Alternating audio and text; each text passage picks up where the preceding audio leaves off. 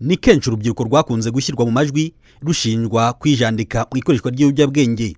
Gusa nubwo bimeze uko, ntibibuza bamwe mu rubyiruko kwishyira hamwe ngo babirwanye. Ku gitekerezo cyagizwe n'umwe mu rubyiruko, Ndayisaba Fabrice, ngo bihuriza hamwe bagamije kuganira harebwa icyateza imbere igihugu biciye mu buzima buzira ibiyobyabwenge. Dufatanyirize hamwe, twubakire hamwe ibishoboka byose byatuma igihugu cyacu cyakomeza gutera imbere, ndetse natwe ubwacu nk'urubyiruko twiteza imbere, ariko binyuze mu kwirinda ibiyobyabwenge.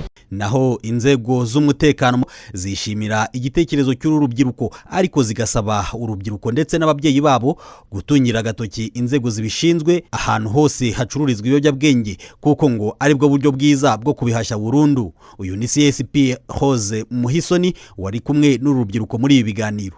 Ndagira ngo mbasabe dufashe bagenzi bacu, dufashe bagenzi banyu b'abana, abo muzi bamaze kujya mu biyobyabwenge, aho muzi bacuruza ibiyobyabwenge turahazi mu midugudu iwacu, dutungira agatoki polisi. Uyu muryango wa Ndayisaba Fabrice ugamije kurwanya ibiyobyabwenge n'icuruzwa ry'abana watangiye ibikorwa byawo mu mwaka wa 2009, ukabuhuriramo abana b'abakobwa ndetse n'ab'abahungu.